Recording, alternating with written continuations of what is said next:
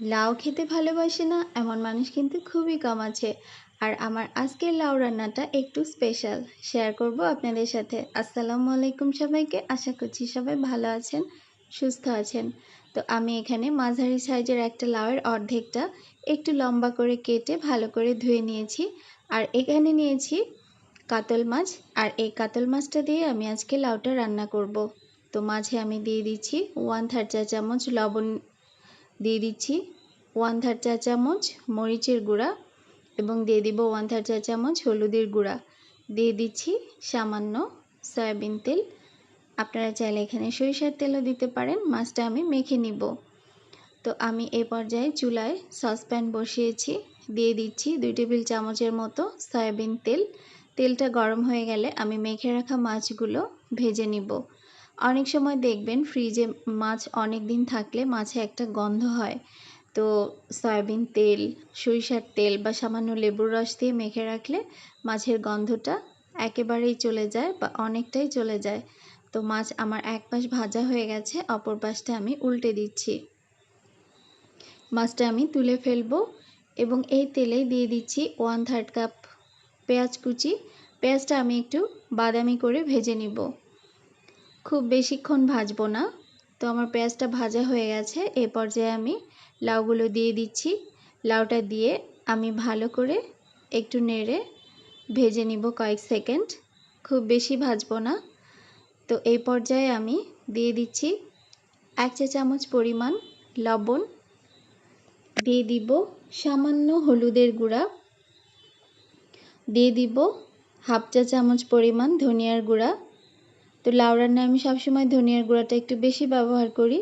দিয়ে দিব সামান্য মরিচের গুঁড়া এবং দিয়ে দিচ্ছি 1/2 চা চামচ আদা রসুন পেস্ট। এরপর আমি ভালো করে একটু নেড়ে নিচ্ছি সব মশলার সাথে মিশিয়ে। তো এভাবে নেড়ে নেওয়ার পরে আমি এখানে 1/2 কাপ পরিমাণ পানি দিয়ে দিব। 50% সেদ্ধ হওয়ার জন্য একটু ঢেকে দিচ্ছি। ঢেকে দিলে লাউটা 50% সেদ্ধ হয়ে যাবে। তো আবার একটু নেড়ে ঢাকনা দিয়ে আমি ঢেকে দিচ্ছি। একদম লো হিটে লাউটাকে আমি 50% সেদ্ধ করে নিব। দেখুন, তো এই পর্যায়ে আমি আবার একটু নেড়ে এখানে 1/2 লিটার পরিমাণ ঠান্ডা পানি দিয়ে দিব। লাউটা আমার অনেকটা সেদ্ধ হয়ে গেছে, তো দিয়ে দিচ্ছি পানি। পানিটা দিয়ে আমি ঢেকে দিব এবং বলক আসা পর্যন্ত অপেক্ষা করব।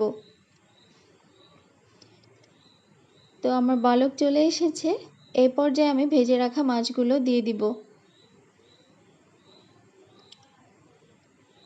মাছগুলো দিয়ে দিচ্ছি এবং মাছগুলো দেওয়া হয়ে গেলে আমি এর মধ্যে দিয়ে দিব কাঁচামরিচ। বাজারে এখন কাঁচামরিচ কিন্তু প্রচুর ঝাল, আর লাউতে বেশি ঝাল হলে ভালো লাগে না। তো এই জন্য মরিচও আমি কম করে দিয়েছি। ঢেকে দিব 5 মিনিটের জন্য। ঢেকে দিচ্ছি, ফিরে এলাম 5 মিনিট পর। তো এই পর্যায়ে আমি দিয়ে দিব ধনিয়া পাতা কুচি করে রেখেছিলাম। ধনিয়া পাতাটা আসলে লাউ রান্না করলে ধনিয়া পাতা না দিলে মনে হয় লাউ রান্নাটা অসম্পূর্ণ থেকে যায়। তো ধনিয়া পাতাটা দিয়ে আমি আবার এটাকে জাস্ট একটু 1 মিনিটের জন্য ঢেকে দিব। ধনিয়া পাতা দেওয়ার পরে আমি লাউ খুব বেশি রান্না করি না।